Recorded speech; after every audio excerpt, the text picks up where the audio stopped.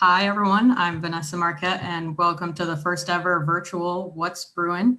Today, we're going to talk with some of our Onward to Opportunity colleagues across the country about how the program's adjusted online due to the pandemic. But first, I was just going to touch on some things Ivmf has been doing to help our veteran service members and military families all over the country and the world while this is going on. So first off, our Arsenal entrepreneurship team has been working with the Small Business Administration and many other organizations to provide resources, webinars, live chats to military connected entrepreneurs. And then also our Boots to Business program, which is in Italy, Germany, and other places overseas, is still working hard virtually with our active duty members looking to pursue entrepreneurship when they leave service. And then we also have our America Serves team, who is located in communities all over the country, ensuring people in their area are getting the food, shelter, counseling, financial aid, other things they may need. Our research and analytics team is making sure all of our programs that are now online are being delivered effectively and efficiently. And we also worked with the Military Times to partner on a survey, trying to figure out the challenges military families are facing during the pandemic and how we can help them. And those results will also be out soon. And then, as I said, we have our Onward to Opportunity. Most of our colleagues on this call, we have Becky, who is at Camp Lejeune. We have Paulina, who's at Hampton Roads. We have Catherine, who's in Southern California. We have Ben and Angie, who are at Joint Base Lewis McChord in Washington State. Ken Mays, who's at Fort Bragg, North Carolina. Katrina Lusk, who's at Fort Carson, Colorado. And then Kim Keller, who's our User Experience Manager, who's in Syracuse with me. So to kick it off, Kim Keller, I'll put it over to you to give an overview of our Onward to Opportunity program and kind of the adjustments we've had to make, and then throw it over to Ben and Angie, since they were in Washington State, the first place where the pandemic really hit and affected our programming. Sounds good. Thanks, Vanessa. Hey, everybody. So the Onward to Opportunity program, or O2O, is a career prep and employment program that's set up for active duty service members who are nearing separation or retirement, all veterans, all military spouses, and all National Guard and reservists. And what the program does is provide virtual training and industry certification exam preparation materials for those who are looking to get ahead and be one step ahead of the job search when they do transition, if they still haven't transitioned into the civilian sector yet, or for those who already are on the civilian side and seeking either new or improved employment there, helping them get a leg up in their job search, helping them fine tune their skill set and earn that, very much recognized industry certification that's going to put them ahead and set them up for success in their job search. It's a no-cost program, and as long as our program participants complete the program requirements within our established deadlines, we can also fund one industry certification per learner. So some of them do run in the $500, $600 range. So our learners are really able to benefit from participation in O2O financially, even if they're able to complete all that and have us fund their exam on their behalf. So the way the O2O program has always operated is we've had 18 military installations in operation where we offer both an in-person training component and then virtual training in the primary learning management system that O2O offers access to our learners. So that's a hybrid model, if you will, of an installation delivery. And then we also have truly virtual cohorts that run completely online. There is no residency and no in-person component for those. And those are really for individuals who may not be located near one of our military installations, or just may not have the capacity to get into the classroom and participate in that way. So we offer a completely virtual option instead. So what we've had to do in response to the COVID pandemic is transition all of our training, even that hybrid that did have an in-person component, transition all of that into a virtual capacity and make it available to our learners who are still very much excited, very much engaged, and ready to participate. We just needed to offer that training and interaction and networking and all of the good things that come from those in-person sessions. We needed to replicate those in a virtual setting instead. So I'll let my colleagues get into more details on that in a second. But additionally, for our in-cohort learners, or those who are in progress when the pandemic kind of started shutting everything down and slowing things down for us. What we wanted to do was basically take a little bit of the stress off of those learners as far as the deadlines go. And we offered all of the in-progress cohorts additional time to complete both the course requirements and any industry certification funding requirements as well. So we added an additional 90 days to both of those deadlines, again, just to kind of ease any anxiety or stress that our current participants might have while, juggling everything going on in response to the pandemic with the requirements of O2O as well. And then lastly, we've been working with the industry certification exam test administrators and certifying bodies to make sure that our learners who had completed everything up to the point of being scheduled for their actual industry certification exam, some of those in-person test centers were shutting down and limiting access to our participants to be able to actually test in person. So we've been working with those organizations as well to either reschedule and push out some of our learners' test appointments for a time when all of this, will soon die down and they can get back into an in-person test center. Or some of the certifying bodies have even shifted and have begun offering completely online testing options as well. So we've been working with the learners to make sure that even if they are all the way through and almost finished with us really and ready to sit for their industry certification exam, we want to make sure that they're still able to do that and still able to be successful in the most likely and highest possible way. So that's all I have to share. I'll pass it over to my colleagues Ben and Angie to get kind of into the details of how that transition to virtual learning actually looked. Great. Hey, Kim and Vanessa, thanks for having us. I'm Ben. I'm a former Army Black Hawk pilot. Been with the Ivmf and the Onward Opportunity Program for about 4 years now. We've been operating out here at Washington State, not only at Joint Base Lewis-McChord, but also Navy Region Northwest. They're a large, they make up a large population of the active duty service members as well. In March, obviously, when everybody started kind of getting wind of the virus and starting to look at precautions that we could take, we had a cohort that was scheduled to launch with 62 people on March 10th. Obviously, given in Washington State, King County area was hit pretty hard. So we started looking at possible adjustments to the delivery model. Actually, the day prior on March 9th, we were informed the location was no longer going to be able to host our participants. So we had to go to a virtual setting overnight to be able to deliver the course. That was able to happen not only just because of the partnerships within the local area, but we've been working really hard with the DoD, the state officials, a lot of the other public officials on coming up with the best way to deliver the program still. One of the things that a lot of folks forgot about was the transitions from the military still occurred. A lot of things got put on hold, but retirements and separations were still happening. Given the job market, we wanted to make sure that we were delivering this because given the times, separation from the military already poses enough challenges in employment. Given the current economic settings, we know they're going to be a lot more challenging. We were able to tap into a lot of the resources the university already had at its disposal with Blackboard Collaborate and set up and disseminate the information to our participants the very next day where we had 62 people in class. Again, that was possible just because of the collaboration with the Career Skills Program on Joint Base Lewis-McChord, the Skill Bridge Program in the Navy Region Northwest, and then that development of the relationships with the participants. Angie's going to talk a little more about that and the significance of that. So I'll go and turn it over to her this time. Hi, I'm Angie Condon, and I am a veteran spouse and an Army brat. Given what we were faced with, it was really an easy pivot for us. And I say that because the people that we were dealing with were all military affiliated. And if you know the folks in the military, they're able to anticipate potential outcomes and adjust or pivot based on the circumstances that they come across. So kudos to all of our participants and the people that we work with and partner with on a daily basis. I also want to reference the support of my leadership, particularly Ben, because we looked at everything as in a can-do way in order to achieve what we needed to for our participants.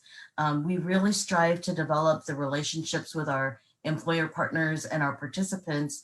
And our goal is to make sure that our participants get to completion.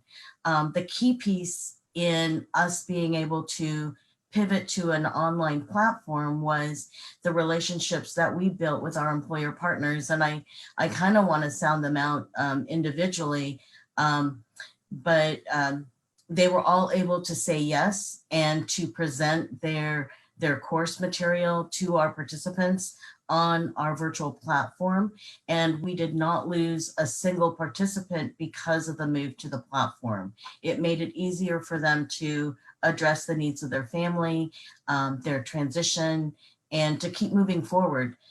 They're very motivated. Our participants are very motivated right now. And we've had a few in our March class actually complete their coursework. So I want to thank Roy Brown. He's the director at Cornish College of the Arts. Logan Bell, he's a project manager at Sela Solutions. Don Denning, a vice president with Salute Mission Critical and Infrastructure Masons.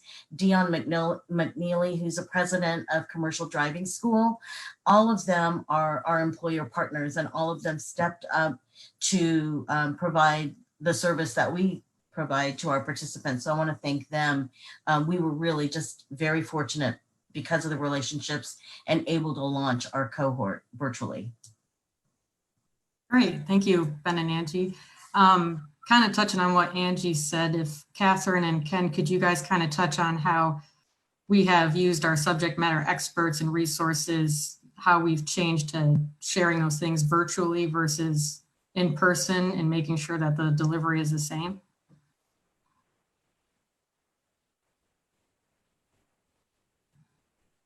Oh, Catherine's on mute, I think. Here, I'm here now. Oh.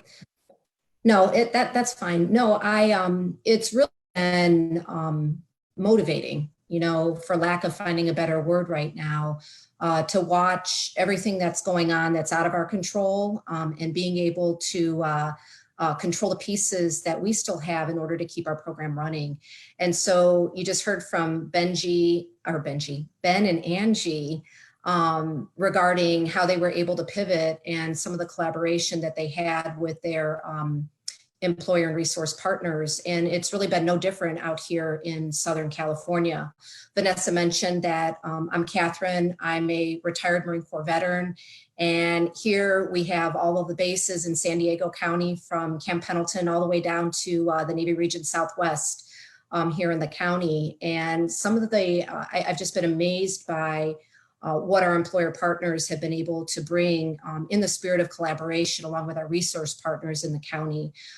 Some of the events that we have been doing has really been just experimenting with a lot of different virtual events and partnering with those organizations out there, as well as having our employer partners come into our cohort and be able to still present the information they would, you know, in a face-to-face manner, but in that virtual manner.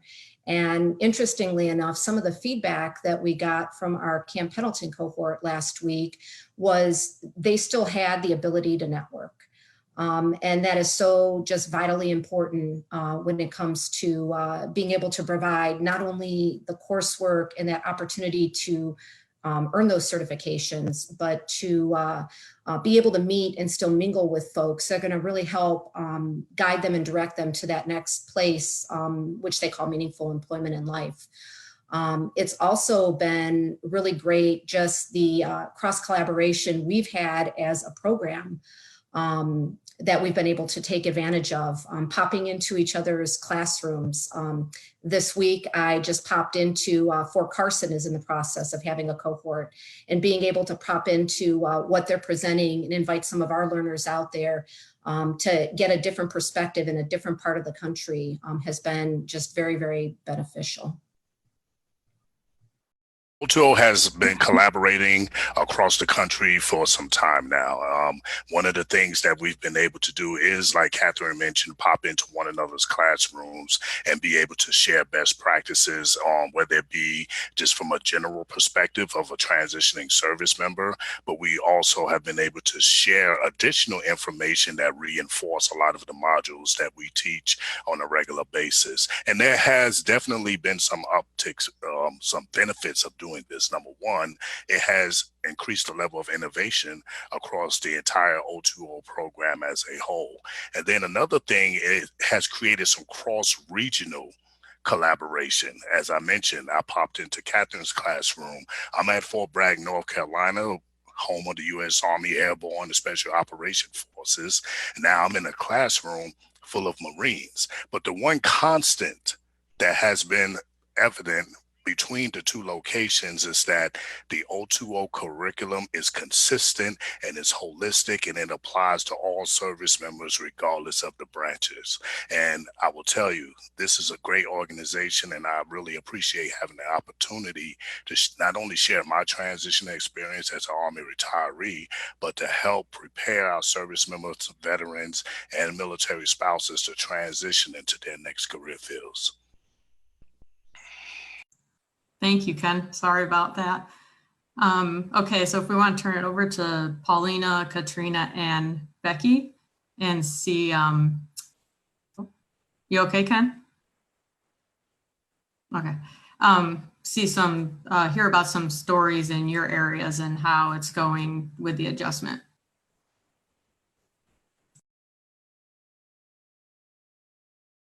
Okay, so as I'm Katrina Lusk, I'm the program coordinator out here in Colorado. And as Catherine mentioned, we are actively in a cohort launch right now, which is our second cohort that we've had since we've adjusted to the COVID-19. And we have success stories. Our first cohort launched under our new virtual circumstances on March 30th. All of our registered participants amazingly still showed up completely active and engaged in that cohort. Was about 40 participants in that cohort. This cohort has 82 participants. And they're all actively engaged in all of our classes. And I do credit that to, being military, there is a substantial amount of ambiguity that we're just familiar with and used to dealing with. And so, this was like, hey, just one more adjustment. We, put the information out there clearly and concisely that this is how we're going to have to adjust to keep you safe and keep us safe. And everybody was able to step up and do that. And a huge credit to our employers and facilitators as well for quickly adapting to a virtual setting and just really still being there to support our participants and program with this same great service that they've always provided. So it's really been amazing to watch and see, and a lot of fun to just see the way people interact differently when they're online and in the classroom. But I think it's been a really successful transition to being virtual classes, still able to support our participants, and definitely a credit to, the quality of people that you're going to see being military connected families in your veterans and spouse population, and that the employers really know that and are wanting to connect with them still. Hi, so this is Becky. I run the program at Camp Lejeune in Cherry Point. And I just wanted to say that I'm really thankful that I still get to work each and every day. And I really feel for those spouses and those veterans that have lost their jobs. So I know that I'm working probably and harder than I was before, just to really secure, professional development and certs and meaningful networking opportunities for our participants. I think a real success story is that I launched a cohort April 7th to the 9th, and we normally have around 25 to 35, and we actually had about 60, and then I'll be launching a cohort in about 2 weeks here. I think the days are just flying by, but we'll have another cohort of about 50. So it's pretty cool just to, since the coronavirus started, my location alone has helped, will have helped about 160. So it's pretty cool. And like I said, I'm just really thankful. I'm not a military spouse or a veteran myself, but I have a deep appreciation for what each and every one of you guys do and what our participants do. So it's just been really fun, and it just shows how teamwork makes the dream work. Thanks, Becky. I'm Paulina Thompson, and I am the program coordinator here in the Hampton Roads area of Virginia, and I'm also a military spouse. And to echo everything that has already been said, we too had to make that quick major pivot. We shut down March 23rd here in the Commonwealth of Virginia, and our cohort was launching less than 2 weeks later. So having to make that shift from an in-person in a classroom-based environment to a completely virtual environment was a huge shift for all of us, and we couldn't have done it without the support of our employer partners and our resource partners. Like Becky, we were fortunate when you're not classroom constrained. We were actually able to put more folks into our April 6th cohort than perhaps we would have had we been in a classroom environment. So that was a gift, if you will, of the coronavirus. Two things that we're seeing a lot of here in Hampton Roads is I'm having a lot more conversations with our learners, whether they're veterans, transitioning military, or military spouses, about what their true passion is or what it is that they're looking for as the next step of their career. Not sure why people have either more time or more of an indication to do that now, but it's a great opportunity for us to talk about the resources that we do offer to assist them in that gap analysis of where they are today, where they want to be tomorrow, what's missing, how we can fill that gap through Onward to Opportunity or some of our other employer partners, and to help them get from where they are today to where they want to be career-wise tomorrow. So that's a great gift that we're seeing here on our end. The other thing is we're seeing some folks who are looking at the great gift of Onward to Opportunity and saying, I do realize what a gift this is, but this is just not the right time. The world has changed significantly in the past 6 or 8 weeks. And at least here in the Commonwealth, we're probably going to be doing this for at least another 6 or 8 weeks. So it's an opportunity for people to say, this is not the right time. I don't have the bandwidth to invest in me. So what I'm going to do is I'm going to take this as an opportunity and use this at some other point in time. The great thing about Onward to Opportunity is if now is not the right time, we will be here for you tomorrow or 3 months from now or 6 months from now, when the opportunity is right for you to do all that you want to do in our program. So two things that we're seeing on our end here and that our learners are really seizing on. Yeah, and thank you. And that's a great point, Paulina. We do want everyone to know Ivmf is here for you when you are ready. That's not just with Onward to Opportunity, but all of our programs and services we offer. Does anyone have any advice they'd like to share for especially those who are in career transition during this time? And it's obviously a little difficult with everything going on. I just wanted to throw out, Vanessa, and to everybody out there, Paulina really brings up a great point about making sure that you're ready and the time is right for you.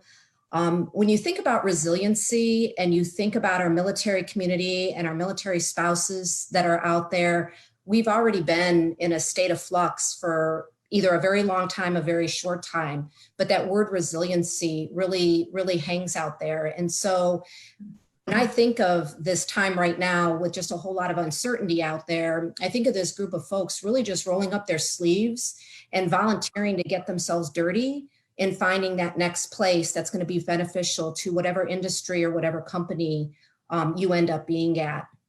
I really just challenge folks to invest in themselves, take that time and invest in yourself. It feels so good when you reach that finish line. Yeah, Thank you, Catherine. I'd like to add, Vanessa, that coming out of COVID-19, whenever that is going to be, we're going to see an increase in the level of professionalism and the competencies that the employees have. So I encourage you to use this time wisely. Invest in yourself, as Catherine said. Go online, do some type of training. LinkedIn Learning is full of courses that you can take. There are so many resources on the internet that you can utilize to basically sharpen your proverbial axe, because when this is over, you can rest assured that the best of the best are going to be at the front of the line, and we definitely will want to see you there. Yep. And to that point, we do have a resource page for COVID-19 on ivmf.syracuse.edu. It will pop up when you go on the website. Well, thank you everyone for joining us today. It's cool to do the first virtual What's Brewin with everybody all over the country. So just want to stay safe, everyone, and stay healthy. You know, IVMF is always here for you. And that's What's Brewin at IVMF, in service to those who serve. And we have all of our Syracuse mugs. Thanks, everyone.